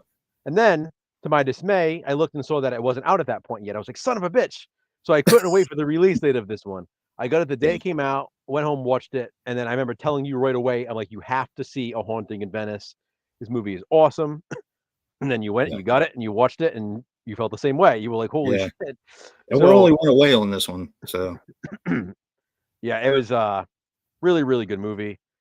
It makes me want to watch the other two. So again, it succeeds. This one succeeds in that. So now I really want to see the others. I loved it. I really did. And I love how good of a mystery it was because it really, there's so many red herrings and everything else. And the setting, the atmosphere, the Halloween costumes, everything in this was like vintage Halloween. And it was a good murder mystery horror film. And that's exactly what it is. And I'm going to piggyback on what you just said and say that normally when you watch a movie with a famous detective like Sherlock Holmes or something like that, you always feel inferior to the detective because he's always making you look like an asshole because you missed this or you missed that. And that's part of the fun of mystery movies. But with this, you get the weakness of the detective as well as the brilliance of him at the same time. And I think that helps you to identify with him a little bit more. For sure. So, you know, it's funny. I know people that are fans of the Perot stories and the other old don't like him as the character. Kenneth Branagh? And he's the director too. I don't know if you know that he directs all the movies. Yeah, he did Mary Shelley's Frankenstein too. Yeah, well, I'm saying he directed all three of these as well. Yeah. So I think he did a fantastic job with it. Oh, he is what Perot is to me now. Yeah, like that's who I'm going to see in that character. Yep. So 100%. Pretty funny, but him and his curly mustache. Yeah. No, it's a really incredible movie. It really is. I have 11. Not, Royce. What do you got for 11? We weren't that far apart. I have Five Nights at Freddy's. Okay. I really enjoyed this. Like you said, we went into it not really knowing what to expect because you had gotten it, and I used my Christmas gift cards and all to get this. And I was like, it's a wash. If it's not that good, at least it's like one of those mechanical toy killer movies. Hopefully it'll have some good kills. I mean, I was really not looking for anything from this film. I was completely blown away by what I saw. Now, I am also not familiar with the games at all. I actually, after we watched it, I looked up some of the gameplay and kind of went down a little bit of a rabbit hole. Joe showed me some of the stuff that he had from this line, I guess, if you want to call it that. Yeah. I started looking into toys. It was one of those movies. That rabbit hole. It was one of those movies. That's how good it was. We were really excited about it. Yeah. Just want to answer Hobbs quick. How did you find your copies? If you're talking about A Haunting in Venice, Walmart still has them, as far as I know. Yeah. Last time I was at Walmart, they still had copies. This is one that's definitely going to be for you, Hobbs, because you love Halloween stuff, everything Halloween. This movie has one of the best Halloween feels ever. Haunting event, absolutely haunting. Oh, no doubt, no doubt. But yeah, this, I remember somebody said it was too dark. I think that was Royce, got too dark. And I mean, I understand that if you're used to the games, but like the Power Rangers that we did for Positive Spin, I am not familiar with this property. So I just went into it judging the movie by what I know, which is little to nothing about it. So the interesting thing is, though, when this movie came out, fans of the game loved the movie because of how because it was so close. Yes, whereas people who weren't fans of the game, who weren't familiar with the game, didn't really like the movie as much. Huh. But that's like anything. Typically, people don't like anything as it is. We know this. So I'm saying I'm not surprised that we liked it, but I just find it interesting because most of the time it's the reverse with things. Like people get too hung up on, I love the game, so I don't like the movie as much. It was the opposite with when I looked at the gameplay for this, it looked exactly like what we watched. Yeah. So I mean, I didn't go through the entire gameplay or anything like that. No, it's very close to what I've seen of the game as well. Yeah. Yeah, it's definitely dark. So that 11? was 11. Yep. So I have Winnie the Pooh, Blood and Honey. Yeah, this was obviously a lot higher originally. Yeah, mine too. Again, it was just a matter of other movies kind of moving above it. Yeah. You know how I feel about this movie. I love it. I think it's a great slasher. I can't believe the slasher fans who crap all over it because it's like, what the hell? This is what do you want in a slasher movie? You have doesn't make sense to me. Really cool killers, awesome kills, great setting, great atmosphere, gratuitous nudity. You got it all. I mean, you have an 80s slasher film in a modern day slasher package. Yep. Like, I don't get it. Awesome slasher. It is definitely one I will watch a lot. So I mean, rewatchability. We've already seen it 3 times. Exactly. I've already watched it a bunch. Yeah. It's just one that it's just a fun slasher. Yeah. Yeah. Can't wait for the next one. Yeah, me too. It should be next month. Yeah. March, I think. All right. Which brings us to our top 10. Yeah. What do you got? You want to go first? I think we have the same one. Okay. Let us see. My number 10 is Cocaine Bear. No, it's Infinity Pool. That's mine too. Infinity Pool. Is it? Okay.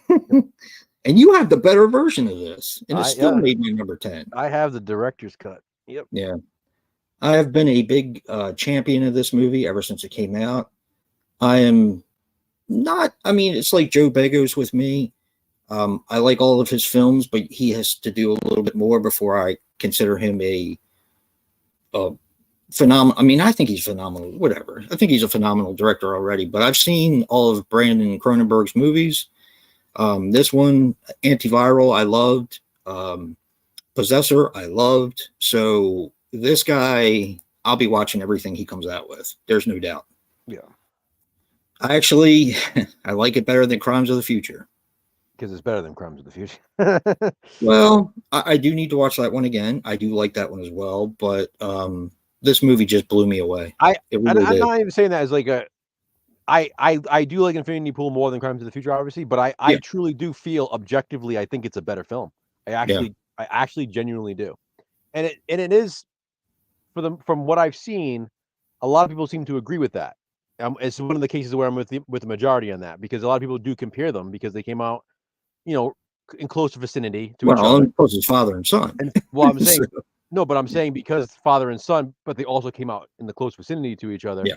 So rather than comparing Infinity Pool to say Scanners, people compare those two movies because it was like the new David Cronenberg film and then the new Brandon Cronenberg film, like back to back. So a lot of people preferred Infinity Pool. They just thought it was done better. And I do as well. I mean, I do want to watch Crimes of the Future soon again as well. But Infinity Pool for me, first time I watched it, I was like, love the concept, don't know if I love the execution. Second time I was like, okay, I like it more. Third time I was like, okay. And I've watched it like 4 or 5 times, both cuts of the film, and like I was telling you Anthony. before. Hey, Anthony, like I was telling you before we went live, I was something about this film. It's so rewatchable because I find myself falling into that rabbit hole and like trying to figure out these little pieces of the puzzle, like these answering these questions that can never really be answered, but you find yourself obsessed with it anyway. And that's kind of how I feel about Infinity Pool. The only thing I would change about it, Don't and even say it. Rob just mentioned her, Mia Goth. I wish it was somebody else in that role. But you know that this is number 10 on the top 20 of horror movies made from that year, and she is still in it. We still have it at number 10. And that just tells you how good it is. Exactly. Yeah. It's a great. The concept is like it boggles my mind. I love the concept of the film. But the James, I can't stand it. I can't stand it. Jamesy. Oh my god. Drives me nuts. Yeah. Here we go. Yeah, Roy said, I know you're not a fan of X Pearl. Julie Gott's acting in this much better, or just the movie? No, it has nothing. Honestly, it has nothing to do with Mia. I love the movie. I just wish I wish she. There are parts in it where it's like, okay, it works. Like she's okay, but if I had the choice to have somebody else in it, I would pick somebody else. I something about her, I'm not in. And yet we're still excited to see Maxine. So I like Ty West. So Rob, I really I don't think so. I don't think she is. The lack of eyebrows bugs me. oh, she's hot in this. I agree with him. I said that to Joe too. I hate her, but her body is. Oh my god. I'm. It's like put a bag on her head. I guess I don't know. Actually, I think Corinne might have said something about her looks too. I don't think she's ugly. I don't like. There are it's just the eyebrow thing. I feel like I don't know. Yeah, eyebrow thing throws me off. I don't know. I'm not sold. Not on her. But yeah. What do you got for number 9, Joe? Number 9, I have The Nun 2. What is it? The Nun 2. No. Yep. That's blasphemy. Blasphemy, I tell you. We're not too far away from all this. Yeah, The Nun. I mean, I love the Conjuring franchise. This, as I said, this is probably third ranked for me in that franchise now. It's so good. It just shows you how much I really like this one. But again, it's just a matter of, I guess, liking the others just a tad bit more for different reasons. Again, it's another one that I will definitely be watching time and time again because I love the franchise as a whole. Yeah. And with this one being so strong and being so high in that ranking for me, in that franchise ranking, it's one of my favorites in that franchise. I love how they connect everything in this one. Yes. I mean, they all connect anyway, but this one really, I was still waiting for the connection between The Nun and the rest of the movies. Yeah. And this one finally did it. And in a way that was perfectly logical because satisfying too. It kind of had to happen, Yeah. Exactly, Brad. So yeah, The Nun 2 at number 9 for me. Oh, so good. So good. Number 9. All right. I have Cocaine Bear. We're pretty far apart on this one, even though I know you loved it probably as much as I did. Another one, I loved the first time we watched it, and I loved it more the second time we watched it because it's so freaking funny, and it's so gory, and it's so... For someone who... Elizabeth Banks, who directed it, for someone who is so... seems to be agenda driven, but you don't know how much of that is her and how much of that is the motion picture company. This was probably the least amount of PC I've seen, which was refreshing. Yes, it was. I mean, I want people to understand this. With the 80s. I want people to understand when we say this stuff, because I've said it, and if you've actually just said it in a video recently I was filming. I think it was the Positive Spin we just filmed yesterday. Because that movie was not PC that we watched last night. No. And when I say these things, and I know I can speak for Jason with this because I know he agrees, we're not saying it to be like jerks, like, oh, we want stuff to be insulting and offensive to people. It's just movies like this remind us of a simpler time when people weren't so offended by everything. Like when people can watch something and say, It's just a movie. His And it's intention is just not. funny. His intention is not to offend me. Like I don't have to take it so personally. Like Exactly. Cocaine Beer wasn't made with the intention of like, oh, I'm thinking of John Smith from from Louisiana, and I'm going to say this to offend him. I mean, like everybody again, it goes back to everybody being so self-indulgent. Like everyone is so self-centered. Like, oh my god, this is offensive to me. This movie sucks. Yep. Like, or you could just not watch it. I mean, Yeah. it's just a fun non-PC movie, but it makes it funnier and it's refreshing because there was a better time in society when we didn't have to worry about offending everybody. Yep. Everybody wasn't so sensitive. 100%. I completely agree with that. 100%. And I really did like this movie, and I liked it better the second time I watched it. Such a fun movie. And I wasn't expecting anything from this either. So. Exactly. All right. What do you got for number 8? Number 8 is where I have Pet Sematary Bloodlines. Bam. So, yeah, Pet Sematary Bloodlines. Man, this is a strong one for me. Yes, it is. For me too. I'm a bigger fan of the original Pet Sematary than I think you are. Yeah, you are. I always liked it. It was just one that I grew up watching a lot. But truthfully, this is like pretty close for me. and that says a lot because this is probably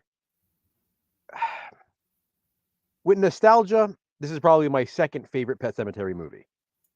Because of the first one being you watched it so exactly. much. If I take out nostalgia, this might be my favorite Pet Sematary movie. Because I think it's that good. And it is.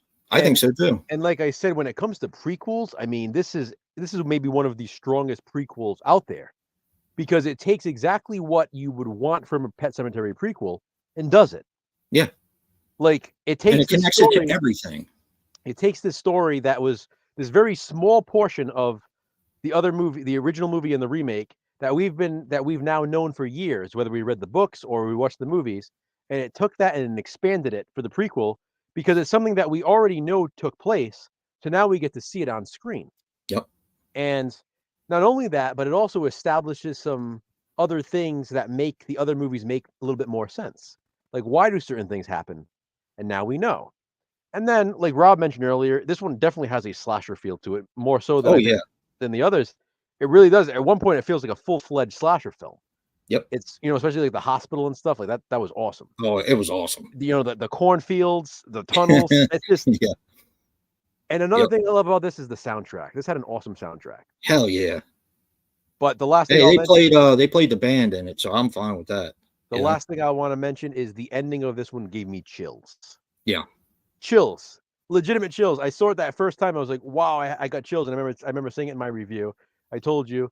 We watched it again together. Same thing. I got chills again. Even though I knew how it was going to end, that last moment gives me chills. Yeah.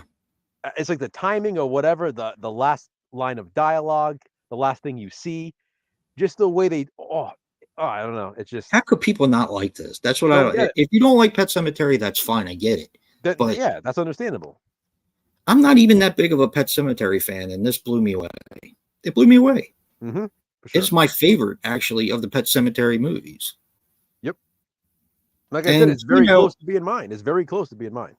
I say I'm not that big of a fan of Pet Sematary, but I watch it a lot. Yeah, it's rewatchable. I understand that. It's a rewatchable movie. Yeah, it is. It definitely is. So, yeah, great movie. All right, what do you have for number 8? Is that what we're on? No, 7.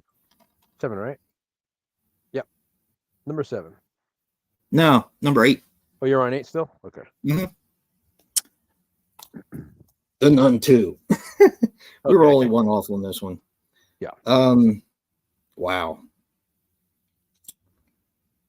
I don't know what to say that you haven't already said. I like this one better than the first Nun, and I love the first Nun. For me, me too. The Nun is almost like an Italian horror film. Well, it kind of is an Italian horror film, but a film made by the Italians. Yeah. In the past, mm-hmm. that throws everything in the kitchen sink at you. And I still say that this movie has one of the best depictions of the devil I've ever seen. Oh, so creepy. Yeah, this movie's just great. I don't know. And also, since we just mentioned it for Pet Sematary, this one also has a slasher type vibe to it, because with the way the possession in this one takes place, it's pretty much a slasher film for a good majority of the movie. Yep. So it really is. I mean, when it comes to slashers in the Conjuring universe, this is the closest we get to a Conjuring slasher film, with the exception of maybe The Conjuring 3, which has that slasher. Yeah, that's true. But these two really do. And just to piggyback off of that, I also a huge fan of the first Nun, and that originally was my number 3 in my Conjuring ranking. So it's the Nun 2 is literally the one that bumped it down, because now the Nun 2 is my 3rd favorite in that franchise. God possessed. Yeah. Yeah. We need more Blazing Saddles. Oh yeah. Yep. You got that right. All right. I think we have 7 through 1 might be the same. Maybe. We'll see. I'm not mistaken. What do you got? 7. Well, for number 7, I have. Well, yeah, I think this is the same because we talked about this one. I have Cobweb for number 7. Yep, me too.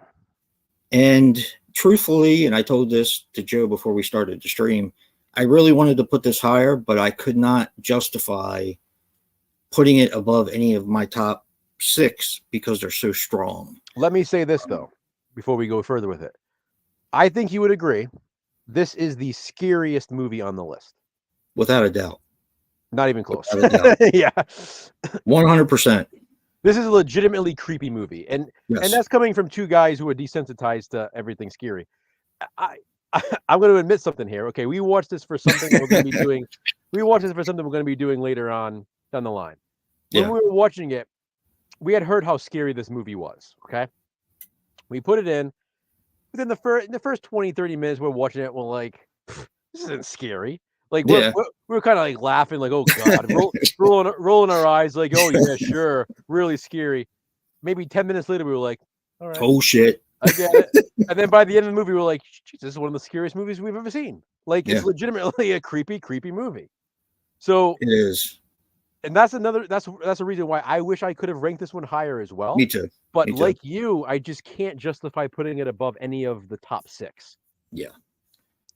With that being said, well made. This is so well made. Exactly. And if you guys if you haven't seen it, do me a favor. With that being said, if you haven't seen it, do not spoil it for yourself. Yes. Don't spoil it. It's pretty heavy. My mom, every week I go to my mom's for dinner. And Jason knows this. And whenever I'm there, my mom always tells me what she watched throughout the week. She always asks me what I watch, asks for recommendations. She's a big horror fan as well. But when it comes to she loves slashers and stuff like that. But when it comes to like other movies, like say like The Ring, or even like exorcism movies or whatever kind of movies like that, supernatural kind of movies, she gets creeped out. She'll watch them, but she usually tries not to watch them when it's like dark late at night when everybody else is in bed when she's by herself. So she asked me for any recommendations. I told her to watch Cobweb, and she's like, "Oh, I was going to watch that anyway." She's like, "But tell me," she's like, "Am I going to be scared?" I'm like, "Nah, you'll be fine." So, of course, she watched it like a night later, and she watched it with all the lights off at night, like at midnight. It was, she's a night owl like I am. And of course, the next morning, she's like texting me. She's like, "You're an asshole. That scared the shit out of me." She was so scared, but she loved it. She loved the movie. She thought it was awesome, but it scared the crap out of her. Yeah, there's some definite nightmare feel in that movie. There's no doubt about that. I remember texting you the one part that happened. I was like, "What the fuck?" Yeah. And I mean, everyone has different things that make them scared, and I think that's why horror movies work so well as a whole, because everybody can identify with at least a little something. So good. Yeah, that one got me. It got me for sure. All right. I think we're the same. I'm telling you. What do you go for 6? All right, number 6, I have Subspecies Bloodline. Blood Rise. Yeah. Yeah. Same thing. So same thing. Royce, I said the same thing. Cobweb had some barbarian vibes. Yes, you did. Yeah, you did. Hey Annette, how you doing? Hey Annette, how are you? Thanks for joining us. Yeah. So Subspecies Blood Rise, man, we were so excited for this one. Now, keep in mind, so was guys. Brad too. Brad Keep in was mind, excited for it as well. I mean, you and I know, have been fans of Subspecies since what, 1991 when it came out. Yeah, watched the So first one on yeah, Cinemax, and I was exactly. hooked. I remember watching the first one, in 1991, and I mean, Subspecies is my all-time favorite vampire film. Yep, So mine too. Subspecies, I love all the sequels as well. It's my favorite Full Moon franchise as a whole. Yep, mine too. So waiting for this one, I mean, 1998 was when Subspecies Bloodstorm came out. So we've been waiting for this since 1998. 35 years. Legitimately been waiting for it this long. Yep. And then it even got postponed because of COVID. So we had to wait an additional 3 years for the thing. So when we finally got to watch it, I mean, we were so excited for it to come in the mail. We were like, I was like staring out the window waiting for the mail to come, for Amazon to come. Yep. And I remember putting the disc in. Me and you were like, it was like, oh, like the Holy Grail, like putting it into the Blu-ray player. Like, we're finally gonna get to watch Subspecies Blood Rise, and my God, it did not disappoint. Nope. Did not disappoint. Like, and I thought maybe I overreacted the first time. Nope. So I purposely reviewed it for Body Bags so I could watch it a second time. Yeah. And my God, I think I may have liked it the second time more. It's awesome. It's so good. My God. It's talk about a prequel. This is another one like Pet Cemetery, where, it's been 35 years. You're not sure how long Anders Hoven is going to be around. Yeah. He's not on a general hospital anymore. So, he finally got killed off of that after he's probably been on there 40 years. Yeah. So, you're not sure how long the guy's going to be around. We're finally getting this after 35 years. 25, yeah. 25. Was it 25 or 35? 25. No, yeah, you're right. You're right. 25 years. Keep saying 35. But anyway, so, this is like really special. That's the thing. It's like after 25 years, you're thinking, okay, how close is it going to be to the others? What kind of liberties are they going to take here? How are they going to make this work? Yep. But my God, they figured it out. Yeah. Like, I mean, to come back after 25 years, and we're not talking like, like Halloween 2018, for example. Like, yeah, it's 40 years from the original, but we had all these movies in between. It wasn't actually 40 years we waited. Like this one, we didn't have Subspecies movies in between. Yeah. So it was legitimately 25 years of no Subspecies movies. Yeah. Like, it wasn't like they were just restarting the timeline, like starting a new timeline. There was no Subspecies movies. So to come back and feel like it belongs with the rest of them is an impressive feat already. Yeah. But to have it be so good and to literally incorporate things that weren't even mentioned since the first film. Yes. They literally did. It was like, wow. So they incorporate all of the sequels plus vampire journals. Yes, big time. And so it's not even like it's a direct sequel to one. It is a direct sequel to Bloodstorm, because Bloodstorm follows vampire journals. So this is part 6, even though it's called Subspecies 5. It's actually part 6 in the franchise. And it's a prequel. And it's a prequel. So it's an interesting case. And it's our number 6, coincidentally. And just to piggyback off of what you're saying, Kevin Spiritus actually died in the third one, if I remember correctly. Yep. He died at the end of the third one. Yep. His character, they brought him back. And I don't want to really spoil this, but he's on the cover. So in a different capacity. In a different capacity. Now that to me shows not only love for the series, but it shows love for the fans too. And also loyalty to that cast, because I remember you and I, when we watched this, we were so hyped. I remember watching like the panel discussion with the cast. Yes. And you could tell how much they almost felt like family. Like, even after all these years, the way they related to each other, they were so happy to be able to come back and do it. Yep. And I love that they were able to write in a role for Kevin Spiritus, even though his character had died. Me too. It just showed their loyalty to the fans. It showed their loyalty to each other. And how can you not feel that kind of love, passion that went into it? Exactly. Ted Nicolau, I don't want, I know for me personally, I don't want to see anyone else direct these movies, because he is Subspecies. He's proven it time and time again. And even now, it's so damn good. It's so damn good. I know, Brad. It definitely needs a Blu-ray. It does have a DVD. I have the DVD, but it definitely needs a Blu-ray release for sure. Oh yeah. Bloodstorm. Yeah. We might get it now. You never know. I hope so. I mean, now would be the perfect time because we remember they got the first box set with the first 3. It said Volume 1 on it. So is Volume 2 going to have, Vampire Journals, Bloodstorm, and Bloodrise? Because that's the way to do it. Yeah, you got that right. I mean, right there, that's how they should do it. But yeah, I definitely agree, Brad. They need to be a Blu-ray for Bloodstorm. Yeah, that's the only one that we don't have as a Blu-ray. Yeah. Even Vampire Journals, which was out of print for a while, they brought that back. So, yeah. All right. So, what do you have for? Are we in the top 5? Yeah. Number 5. Top 5. Coming in at number 5 is ex-director David Gordon Green's Exorcist Believer. The Exorcist Believer. All right. So, same again. So, yeah, we have the same ranking here. Oh my God. This was going to be number 4. This was going to be number 2 at one time. I mean, for me, it was this was pretty much set at number 4 for me, like where I was like, this isn't going to move any lower. There's no way it can. And then we freaking watched something else, and we were like, oh my God. But Exorcist Believer, wow. How are people relating this more to Halloween Ends rather than Halloween 2018, which people loved? I don't understand. But for me, it's more of a Halloween 2018 than it is a Halloween Ends. Yeah, because it's establishing things again. Yeah, so I don't get it. We did positive spins for it. Yeah. The one thing I will say is the writing that he does, how he's able to not only, and I said this to you, Joe, one time, how he's able to wrap up each film, so good, but still expect more. Yep.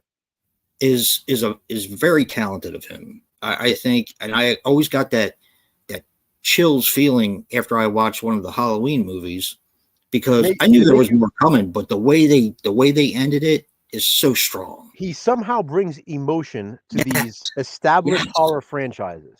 Yep. Like watching Halloween 2018, you almost feel emotional in scenes. Even watching Kills, you do. And then especially Ends. I mean, Ends, how many times have we talked about the chills that we get in that movie is ridiculous. Yep. But then Exorcist Believer, the same thing. When you have that ending monologue before you get to that final scene, I get chills all through that final monologue. Me too. And then, of course, the final moment, it's like, oh my God. Yeah. And then the music play, the score, Tubular Bells. I don't know. Don't get it. Never will. This is a little bit longer too, and I will say I've watched this twice. I agree, Rob. I agree. It's so damn good. To me, it's on par with not only 3, but I think it's on par with the first one. And look, I know that the first one is a classic horror movie. I get it. I think it is truly scary. There are parts of it that are truly like really scary that kind of unnerve me. I like Halloween. I mean, I like Exorcist Believer better. See, Royce brought up a point that you and I talked about countless times, because a lot of people have said this. So Royce, you're definitely not in the minority with that. I don't see that.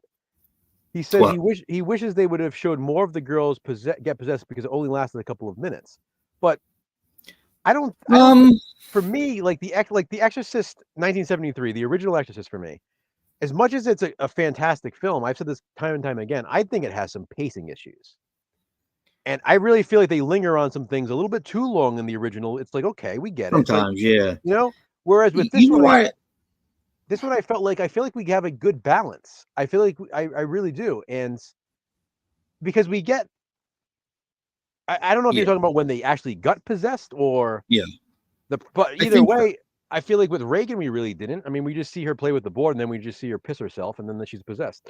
Yeah. So I don't really see it as being much. It's kind of a gradual thing there too, just kind of like it is in Exorcist Believer. But I think there's another part in Exorcist Believer that, with the title and everything like that, where you're not quite sure because you're focusing on the girl at first, whether or not it's her head, and the things that's going on, or if she is actually possessed. It's like, I know it's supposed to be an Exorcist movie, but we're not sure. And I think they purposely set it up like that to get you thinking. And I think some people missed that too, because for a while, for a while too, you might be thinking, well, maybe only one of them is going to get possessed. Right. You know what I mean? And Right. maybe one of them is more of like, like they said, more of like a psychological thing. And then, like, what are they doing? Or are they really going to go full force and have both of them be possessed? Yeah. I personally am satisfied with the amount of time they spent on it. Yeah. Because I feel like you see both girls. You see the one girl at home with her dad, and you see that obviously there's something wrong there. And I feel like that was done in a very creepy way. What? What Royce just said. I'm with you. But then you obviously see the other girl in church and stuff like that, and you see how it's happening. So I kind of like the balance that they did. Yeah, I like it too, but it really had me wondering if they were going to go that route where the girl that with her mom and everything, she's missing her mom so much that it becomes a psychological issue rather than a spiritual issue. Yeah. So, I was kind of wondering if they were going to take that route, and I like that they made me question it. Yeah. So, yeah. She was supposed to be John, but now that things have changed with David Gordon Green leaving, I'm not sure what's going to happen. But she absolutely was supposed to be, at least in the next one. Yeah. In Deceiver. Who knows now? We'll see now. Everyone complains, so this is what now we get what we get.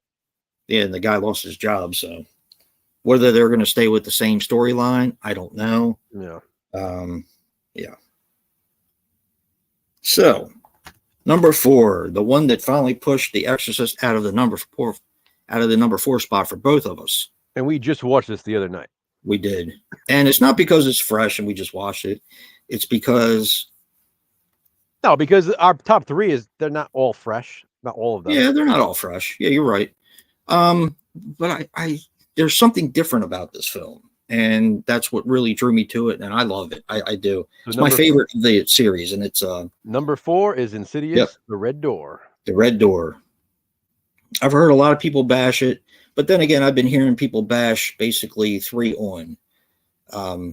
Saying how bad the films are. Most people seem to like number 2, even though it wasn't as strong of a horror movie as number 1. 2 gets a lot. I mean, it gets a lot of love. If I were to rank this Insidious movies, honestly, 5 is my favorite, and then 2 would be my second favorite. Really?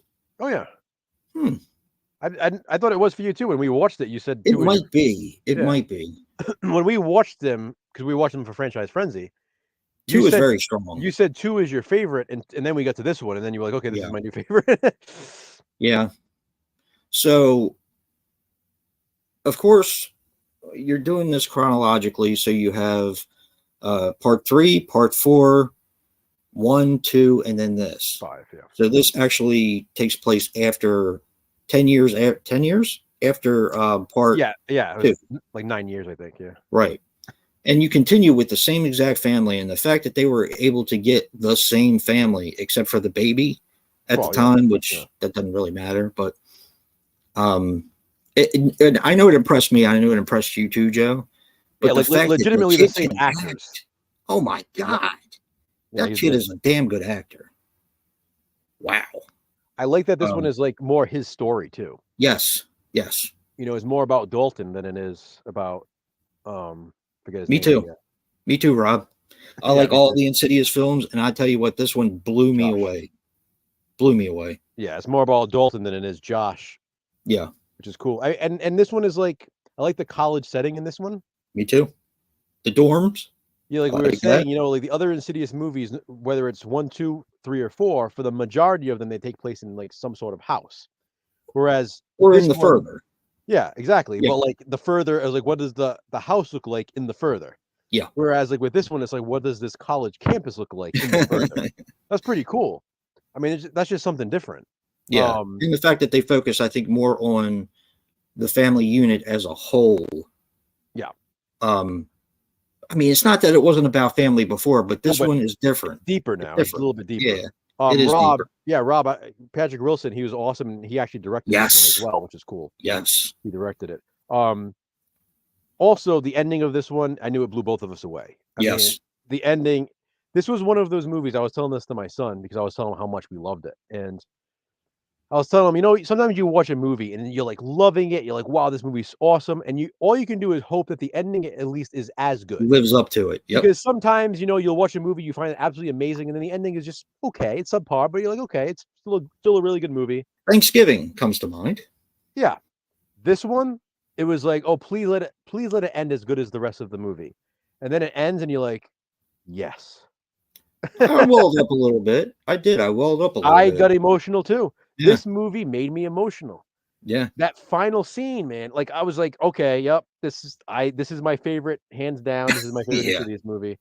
Yep. Amazing. Absolutely loved it.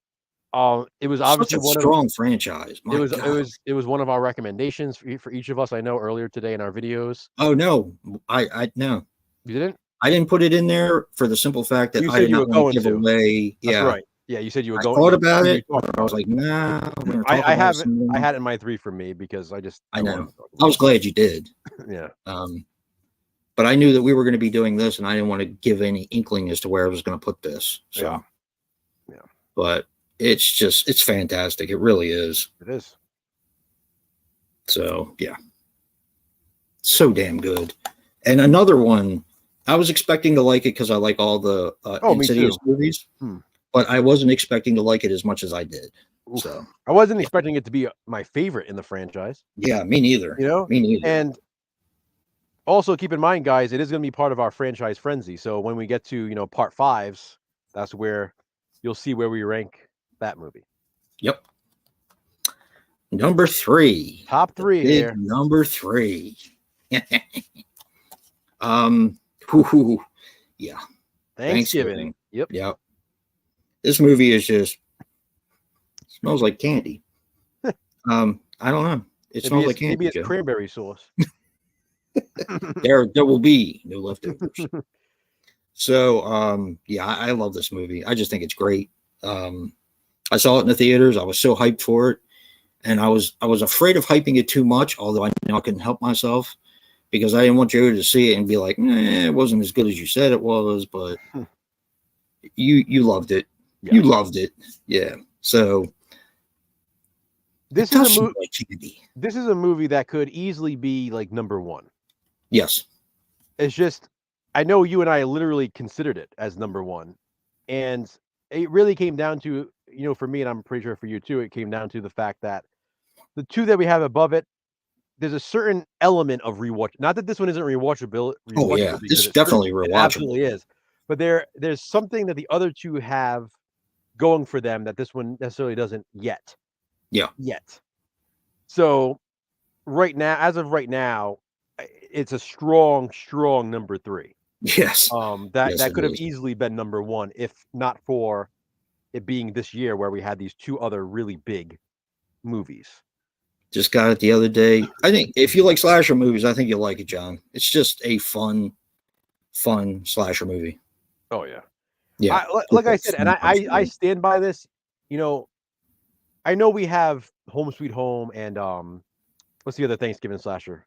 Arrow release. Shit. Blood.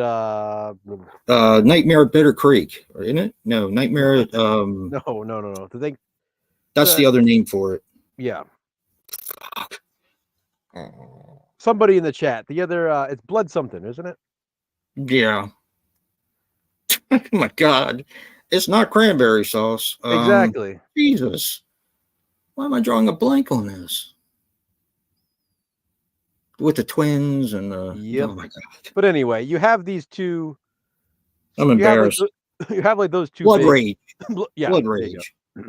You have those 2 Thanksgiving horror movies that. But it's like, as popular as Blood Rage is, has everybody really seen it? I feel like there's still a lot of people who really haven't. Whereas, like, Thanksgiving for me is like that slasher film that can stand up there with John Carpenter's Halloween, with Bob Clark's Black Christmas. To me, it could be like the ultimate Thanksgiving slasher film. It is the Thanksgiving slasher film we've always kind of wanted. Like we have have Halloween, we have Black Christmas. What do we have for Thanksgiving that's really that one movie that's really, the above all? My Bloody Valentine, New Year's Evil. We have them all for everything except for Thanksgiving. Exactly. Now we got Thanksgiving. And this is the one. I feel like this is the one in that'll go down in history as the ultimate Thanksgiving slasher. Yep. And part 2 is already in the works. I hope we get a whole franchise of these because Hell yeah, we should. Because everybody needs some more John Cava. John Cava. Yeah, John. I'm not sure why we don't have the Home Sweet Home Blu-ray yet, but yeah, I don't know why either. Because I actually really like that movie. we got Body Count by Jake instead of Body by Jake. Yeah, really. Jake Steinfeld. Yeah. Body Count by Jake. That would be a good name for it, like an alternate title. Yeah.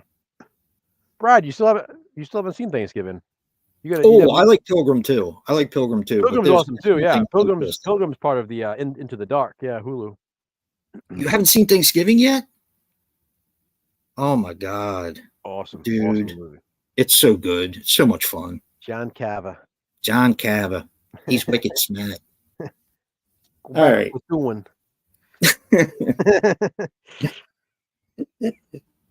All right. Second place. What do we got for number 2? Okay. Number 2. I have. Are you asking me or are you going to ask yourself? Well, we have the same one. I agree, Rob. I don't think we do. If you change this, you're wrong because there's no way. There's no way. You're being silly. You watched your other one like 7 times. Yeah. This one has I have a connection to number 1. Wow. I do. So number 2 for me. You're going to look back and you're going to say, nah, I was wrong. Nope. You are. Scream 6. Wrong. Wrong. because Look, you're the one who said it. You're the one who convinced me to have this as number 1. Well, guys, my number 1 is Scream 6, by the way. But yeah, you're the one who convinced me. I know. The last time I watched actually I watched it when I got it, and we're going to be watching it again for franchise. I get it because they're close to me. Like I said, you're the one who changed my mind in the first place. Yeah. And with the connection I have with number 1, I couldn't leave it at number 2. Mm-hmm. So Scream 6, I love Scream 6, and it's like a pubic hair away from number 1. I mean, you and I, they're literally interchangeable. You and I together, no joke. I think we watched it 6 times together. I think so. That's just together. That doesn't include the times we saw it separately. That's true because I saw this in the theaters. Because remember, one night we watched it twice in a row. Remember? Yeah, we did. And then we watched it again the following night. We were going to watch another one and like, hey, how do you feel about watching Scream 6 again? And I said, all right. Hey, you want to watch Scream 6? Hell yeah. So it actually became like an ongoing like joke, and we ended up watching it six times together. We watched it is so good. It is so good. No, like John, no. What? Jesus Christ, Brad. I don't know if you're joking or not, but if you're not joking, shut up now. So fuck off. Yeah, I love Scream 6. I do. I love it. I'm just and like I said, it is a nervous. Yeah. It's so close. Yeah. No, I know it is. Brad, I'm busting. I was busting his balls because I'm saying he literally is the one who convinced me. I did. Like I had fucking Saw X as number 1, and we were going back and forth. And he's the one who said, "Oh, we watched Scream 6 so many times," and that's why I was like, "No." That's why I said he's wrong. Because I get it though. I definitely understand why for you Saw X would be. It's it's become a really important movie for me. John, John, my feeling on it with movies, if people don't want more of them, fine, but they don't have to watch them. So when people say, "Oh, they should leave a franchise alone, they should end it here," my thought is, well, what about the people who want to see more movies? Like, if someone wants a franchise to end, then they don't have to continue watching the movies. Like, if someone wants Scream 6 to be the last film, then that can be the last Scream 6. That can be the last Scream film for them. If someone wants Saw X to be the last Saw film for them, that can be the last one. But you know what? I'll keep watching them. So for someone like me, I mean, keep making them. Even if they're bad, I still have the first 6 to enjoy. And if it's that may be all it is now. You never know. That's just how I see it. Again, I mean, don't get me wrong. Sometimes we have to make it through some crappy sequels from certain franchises to get some good ones again. But at the end of the day, Well, at the end of the day, there's not a dud in Scream, and there's not a dud in this franchise either, in my opinion. Without a doubt. So yeah, why stop now? I mean, yeah. you know, when you have movies that are doing this successful and you have this fan base. Who would have thought that a franchise could bring back a character killed off in the third act? Now, granted, he has been in some of the backstories of the other films, but essentially his character's story was done. And now they're going back and they're retelling stuff that connects to the other films.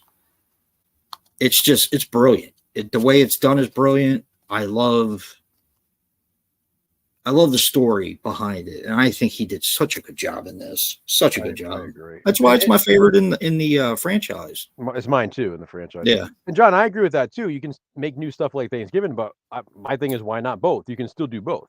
Yeah.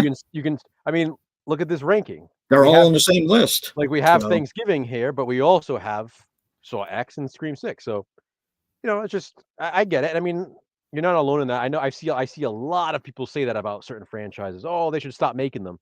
But and then I also see a lot of people like me that respond and say, well, hey, I still want to see them. Why don't you just stop watching them then if you don't want them, you know? Yeah, exactly. I mean, no one's forcing anyone to go see the other ones. Yeah. So yeah, and that's always been my thing. I mean, there have been franchise. I mean, Saw. Look, I stopped watching after Part 4, not because I had anything against them. It took me a long time to watch 5 on from Saw. For whatever reason, I stopped watching them. But that was a lot of fun too, being able to enjoy them with you for the first time.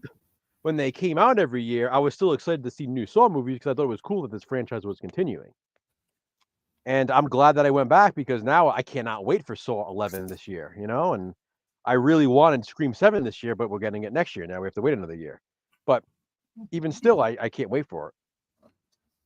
Yeah. But yeah, so for me, Saw X, I have it number 2. I loved it. I mean, I was blown away when I first saw it. Couldn't wait for you to see it. Watched that one a bunch of times already as well. And yeah, I appreciate that, by the way, because you know I didn't go to the theaters to see it. You were actually able to let me see it early. Hell yeah, Brad. Saw X rocks. It does. It really does. I don't know. I think it is the best story in the Saw franchise, if that makes sense. Like you know, I like the way the story is in Saw X. You really feel for John Kramer. Like they found a way to make the antagonist the protagonist in that film, and it's pretty amazing how they did it. Yeah. Not to mention, theoretically, you can do anything you want because the story has already been told. Now you're going back, and kind of filling in the blanks a little bit. For sure. Even at the end, the mid-credit scene, I was like, oh hell yeah, hell yeah, yeah. So Saw X is number 2 for me. Obviously, number 1 for me is Scream 6. Yep. Scream, you know, and I think this is going to be reflected in franchise frenzy. It's still early to tell, but I think Scream is going to end up being one of my top franchises. I just find it to be one of the strongest franchises overall. Like you said, there's not a dud in the bunch. It's very strong. Very strong. It's gonna be high for me. And honestly, Scream 6 is my second favorite in that franchise. So it's tough. I mean, it's really tough to compete with that. Again, you know, I may have watched Scream 6. I had to have watched it over 10 times already. Really? It came out. Well, I watched it. Well, that's right, because you watched it before it even came out on Blu-ray. Yes, and I watched it 6 times with you alone. Plus, I watched it before it came out. I watched the screener. I watched it in theaters. I watched it with my son. I watched it with Erin. I watched it alone. I watched it with you 6 times. So yeah, I probably watched it like 12 times. No joke. I watched it in the bathroom. Yeah, I watched it in the bath. Yeah. Yeah. Right out the door, Brad. Right out. But yeah, I love Scream, the franchise as a whole. Love Scream 6. I want more. I mean, again, people can want it to end. That's cool. I respect it. I'll take a Scream movie every year for the rest of my life. I just keep. I have that same shirt too. I love this shirt. So comfortable. Yeah. We'll do the purple shirt stream. the 3 of us. No, but yeah, such a strong year again in horror that it was a pleasure to do this last year and this year. Yeah. Because we haven't had strong years like this in a very long time. Yeah, I mean, 2022 was amazing. Then you had Oh my God. 2023 with a great follow-up year. So Yeah. this year is going to be interesting because let's see what comes out. Well, you said we had a lot coming out. We got a Final Destination coming Final out. Destination, I think that's getting moved to next year, though. Unfortunately, Is it really? Yeah. Shit. Well, we got Saw. Oh, we got Terrifier 3. Yep, we got Saw 11. Yeah. Scream got moved, unfortunately. Yeah. We have what about Conjuring? Did that get moved or what? It got moved later, but I think it's I still think it's coming still out this year. Yeah. Yeah, Conjuring. We have Winnie the Pooh 2. Yes. That's good. So we got some stuff coming for sure. It's just 2022 and 2023, man. Yes. It's gonna be tough. Gonna be tough. Oh, we're getting Leech Woman too for Puppet Master. I think that was delayed. Was it really? Shit. Yeah. I think that it's pretty much right now it's kind of dead, but What? we'll see. I mean, granted, she's not my favorite character, but I'll sure enough watch a movie about her. Oh, for sure. I mean, we already know who she is, Yeah. from watching the series, but I want to see a little bit on it. I kind of want them to do like another puppet. I would have loved let them do a different puppet first. That maybe we don't know the backstory as much, Maybe Khan. Who say that again? Khan. Yeah. Oh my God, that'd be awesome. Or Jester. Jester would be cool. Tunneler. Tunneler and Pinhead would be good because they're such like big puppets. Yeah. Like to have them, I think it would be interesting because we really don't know that much about them. Well, there's a lot of we don't know a whole lot about. I mean, like Puppet Master 4, watching it the other day. The God puppet, the big one. Yeah. Don't know a whole lot about him. There's a lot of ones that they can go, a lot of areas they can go. I want to see one on the ninja puppet. Oh, I love the ninja puppet. Yeah, hell yeah. Yeah, Brad, I think Jason mentioned that Terrifier 3. I'm looking forward to Terrifier 3, especially because it's a Christmas one. Yeah. The only thing that disappoints me is that Scream 7 was supposed to be a Christmas movie too, so I was really looking forward to it as a Christmas Scream. That would have been awesome. Yeah. So we got a Halloween one, now we're gonna get a Christmas one, but hopefully they stick to that. I think they are. I actually think they are because I'm not sure if you guys have seen it yet. Fun World already has their new display of Ghostface masks, and it says Ghostface returns in Scream 7 2025. It's confirming that. They do have a director. They just haven't announced yet because they want to wait because of all the controversy right now. Yeah. And the new Ghostface mask that was released is the Santa one. It has a Santa hat and it has a Santa beard. No way. Yeah. That's the new one. Hell yeah. So I do think they're going to stick with the Christmas theme for it. I hope so. We need more Christmas horror. I think it'd be cool. Yeah.